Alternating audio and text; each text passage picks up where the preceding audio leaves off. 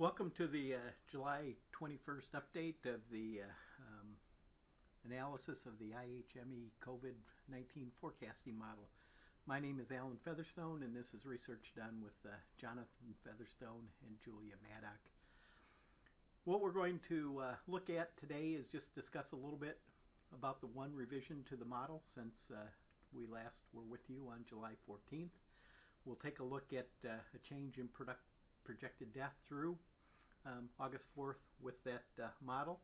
We'll take another look at the infections. We'll take a trend look in the death totals, and then we'll look at the distribution of daily deaths compared to the March 26 model, again focusing on that 8 persons per million switch point. And then we'll give a little bit of discussion with regards to the comparative cumulative deaths, and if you want to take a look at those slides, you can end up taking a look at those on the Ag Manager website. Again, the coronavirus is having a major effect the economy with an unemployment rate of about 11%. Since the middle of March, more than 51 million U.S. workers have filed for unemployment due to the shutdown of a significant share of the economy. The Institute for Health Metrics model at the University of Washington certainly played a role in the formation of that policy, and it is important really to understand how that model has forecasted. The actual death data are from the COVID Tracking Project, www.covidtracking.com, and this is an update of the 14th discussion. Really, not much changed with regards to the modeling approach. Probably the big thing to realize is the model still is in peer review, and so certainly that is there. And so that has been pretty much the same from the previous date. This looks at the original May 26th forecast, the 6/29 forecast, the 7/6 forecast, and the 7/14 forecast. And in terms of looking at this, one of the things you'll see is that Arizona has continued to rise. Certainly that's one of the hot spots that's in the news. In terms of if you look at Florida, a week ago, the projected deaths as of 7/6 were below the original. Now the forecast is above, and so you certainly have seen some increases over time. For those interested in Kansas, essentially over the last week the model actually projects less death from 366 to 331 as of 8/4. Where we are currently through 7/21, essentially we're at 307 deaths statewide. And so that would suggest roughly a projection of 26 deaths over the next three weeks. Looking at some of the other states in terms of what's going on there from a projection standpoint, Nebraska continues to go down. Oklahoma, one of our other neighbors, increased a little bit. Missouri, again, saw a decrease, and so looking at that, certainly that's there. In terms of New York, saw a fairly substantial increase in the projected death. New Jersey saw an increase of about 500 in the projected deaths, and so you can see those bouncing around. South Carolina, another state in the news, saw an increase. If we look at Texas, really a big increase there, a projection of an increase by August 4th of essentially 2,000 deaths. In terms of Utah, a bit of an increase. Overall, from the U.S. perspective, it increased by 7,000.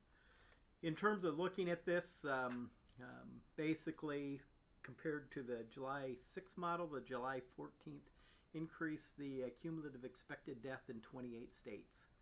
And then if you look at the model compared to the original model, essentially the one July 14th has higher cumulative expected death in 28 states and lower cumulative expected death in 22 states. And you can see the list there with regards to what's going on. One of the things that in both of these, essentially Kansas is not on the list. And so while there has been an uptick with regards to infections, certainly from a death perspective, Kansas is looking better, both from the original model and the one that was released last week. Certainly is projecting less death in Kansas than previously. One of the things we've done for the last couple of weeks is just take a look at the cases as a percent of the population. The cutoff that I've been using here is essentially 1% in higher is in red. And so if 1 out of 100 have been infected in the state, that's in red. If less than 1 out of 100 have been infected in the state, that is in green. In terms of looking at this, certainly over the couple week period here, there's been an increase in the number of projections. Still less than 1 in 100 in Kansas have been infected. However, there has been a pretty big increase in terms of roughly from about 1 in 200 to maybe 1 in 120, 115 with regards to the infection rate. Number of states here, for example, California went above the 1% over the last couple weeks. Georgia, pretty big increase to 1.4. In terms of some of the high states there, in terms of New Jersey's over 2%, Louisiana is over 2%. Arizona is over 2%, and certainly Arizona has increased quite a bit with regards to the infections over time. In terms of if you look some of the surrounding states, Colorado is 0.7, Missouri is 0.6, Nebraska is 1.18%, and the other surround state is Oklahoma at 0.69. And so you can see that Kansas is kind of in the middle of some of the surrounding states. New York is the high at 2.24. Hawaii continues to be the low. And so certainly you can see this in terms of, to get an indication of how that's increased in the U.S. As of July 6th, the U.S. infection rate was 0.93%, 1.07 as of July 14th. 1.21% as of July 21st. Range goes from 2.24% in New York to 0.1% in Hawaii, so roughly 1 in 1,000 in Hawaii. 23 states have an infection rate greater than 1%. 27 states have an infection rate less than 1%. One of the things also we started to look at is essentially the trend analysis in death. One of the things that is readily apparent from the graph is the numbers in red basically are those states that see a decrease in death over a 30-day window, and the numbers in green are those that have seen an increase in death per day over a 30-day window. And then the numbers in black, 0.00, basically is no trend. One of the things by looking at this graph you see is certainly there's a lot more states that are seeing an increase in death. Over the last 30-day period, essentially Florida's increased 3.22 per day. Multiply that by 30, and so over that period of time, Florida has roughly seen 100 more deaths. At the end, or where we are, 7/21 compared to where we were on 6/22. One of the numbers I'd be a little bit careful with is New Jersey. There's an outlier there where 1,800 deaths were reported one day, and that's skewing the numbers.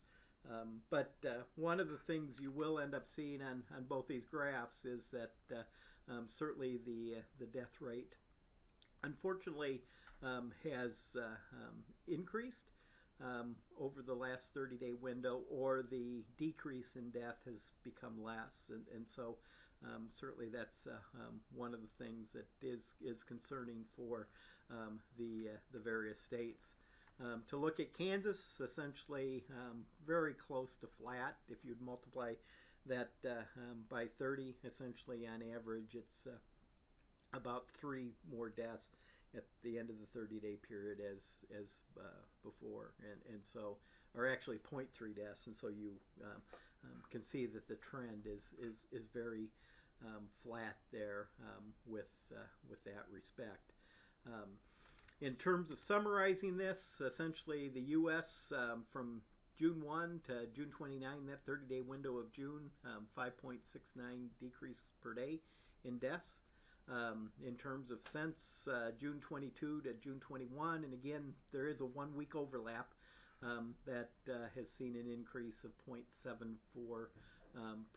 And so looking at that, one would be 30 more per day in the U.S. And so this is basically, we're looking at about 21 more deaths now than we received previous.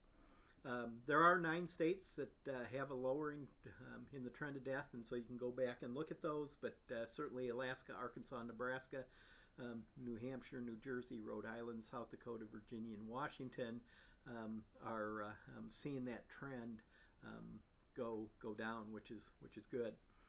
If you look at since June 22nd, 19 states have had a decrease in daily death. That's down from 32 when we looked at this for the June 1 to June 29 period.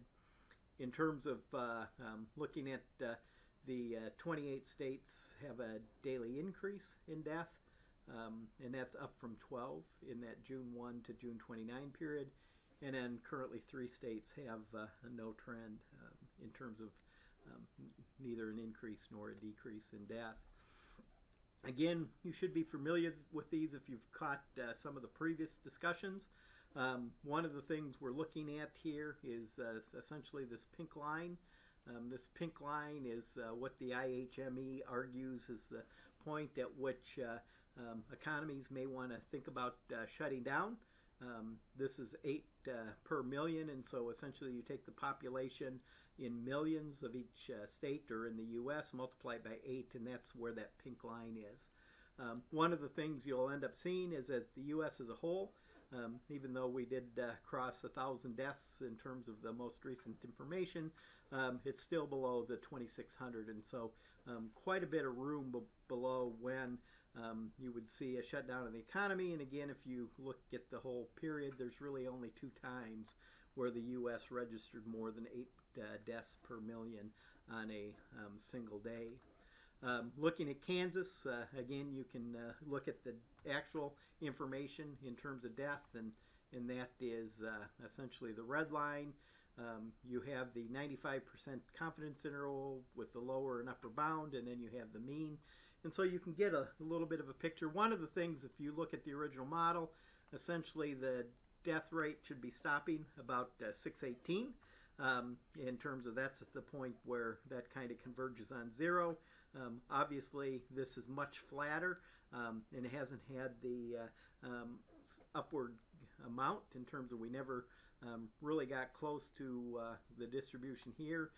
Perhaps only this period in time, although there are zeros around this, and so you could argue that that might not be a fair comparison. But in terms of looking at this, certainly you can see that never got to the purple line. And as you look at these graphs, that's one of the things I think you want to give a little bit of thought to. In terms of, we'll flip around these. First, we'll look at states around Kansas. Colorado, over the last week, has seen a downward trend. Nebraska has seen a bit of an uptick, but again, quite a bit below that 8 per million. Missouri, in terms of seen a little bit of a downtick over the last week or so. Oklahoma has remained fairly steady the whole time. Now we jump into New York, in terms of looking at New York, again, quite a bit below the 8 per million, but again, you can see a long period of time where they were above that death rate. New Jersey, and this is why you got to be careful with the trend line in terms of where this number fits, really can affect the trend. And so When you look at the 6-1 to 6:30, certainly that draws that line up, and then when you look 6:22 to 7:21, it draws it down. Next week, when we do the trend, it won't affect the second period, and so we'll have a better measure of New Jersey. Connecticut, again, pretty good week with regards to death, and quite a bit below the pink line. Same with regards to Massachusetts, a little bit of an uptick at the end in terms of Maryland. Delaware is pretty good. Rhode Island, in terms of there had been a number of periods where they were experiencing more than 8 deaths per million. Again, over the last week, they've had a better situation. New Hampshire has been below. Vermont just continues to essentially be at 0 a long time. Maine does relatively well. Pennsylvania is quite a bit below that pink line, although there was periods of time where they were quite a bit above. Ohio's really only had the one day that they were above. The rest is below, and if you look at it, it's less than 50%, and so you're looking at about 4 deaths per million. In terms of Michigan, a little bit of an uptick there towards the end of the week, but still doing pretty well. Indiana, a bit of an uptick there. Illinois, Iowa, Minnesota, Wisconsin. And so looking at the Midwest, upper Midwest, essentially no major trends. It's relatively flat in those states. A little bit of a contrast with regards to Florida. You do see an increasing tick in deaths in terms of, if you look at the trend there, certainly there is some increasing there. Georgia had been pretty flat, although at the end of the period, certainly an uptick there. South Carolina, certainly they're experiencing periods where they're above that 8 per million situation. North Carolina, quite a bit below. Virginia, quite a bit below. West Virginia, quite a bit below. Kentucky, quite a bit below. Tennessee, a little bit of an uptick there from where we were. In terms of Alabama, did experience one day over, one day pretty close, but they have dropped off in the last week or so. Mississippi, they've had the last day of reported information, they were above that 8 per million.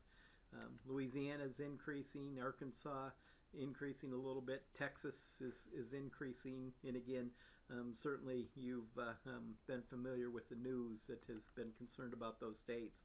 New Mexico is pretty flat. Arizona is another one you hear in the news, and again, they've had a difficult situation over the last couple weeks. Utah, quite a bit below in terms of essentially they're about running between probably 0 and 10 deaths, and essentially to be on that 8 per million, it would be 25, and so Utah's been in a good situation. Wyoming's in a good situation. Montana's in a pretty good situation. North Dakota's in a pretty good situation. South Dakota, actually, you see a little bit of a downtrend in that line there. Idaho, a little bit of a peak. But again, generally, they've had a relatively good situation. Nevada jumped over that 8 million deaths per million in the last week. California is quite a bit below. The 8 per million would be over 300 deaths. In terms of Oregon, would be over close to 35. They're running about 7 deaths, the most recent information. Washington, quite a bit below. Alaska, quite a bit below. Hawaii, quite a bit below. And so if you look at that, with regards to 8 per million is kind of the switch point at which more of the draconian stay-at-home orders should be instituted or might be instituted according to the IHME. One of the things you'll see on these is there's just a few states where that is the situation. The next thing, and we'll just cover a few of these like we did last week, and then we'll jump forward. This is basically adding another week with regards to the U.S. cumulative death total. Again, you can see it's past the 130,000 mark. And again, in terms of where the original projections are, it's above the mean, but it's below the 95% confidence interval high upper bound. And so that's where we are from a U.S. perspective.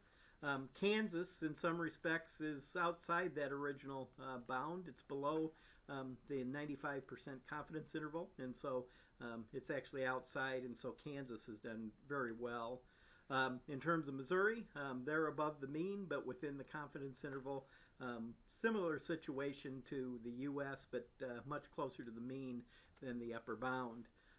New York, kind of to give you the full situation here, is above in terms of the upper bound was about 22,500, and they've had more than 25,000 deaths. And so from a situation with regards to an original forecast, New York has experienced a situation much worse than what was envisioned, where they're outside that 95% confidence interval. Florida, in terms of looking at that, essentially they're still below the mean, although one of the things you can end up seeing is what's going on recently here is that this is steepening, and it is approaching the mean, but they're still below the mean within the confidence interval. And so essentially comparing this July 6th deaths, if you would look at a 95% confidence interval, and essentially there would be 5 out of 100, so 2.5 out of 50. And so essentially that would suggest that maybe there would be a couple states above the 95% confidence interval, a couple states below the 95% confidence interval.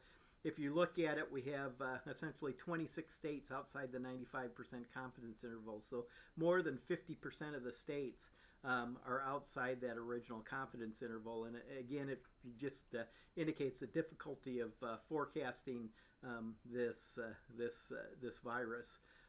There are 24 states within. Essentially 9 are above, 15 are below.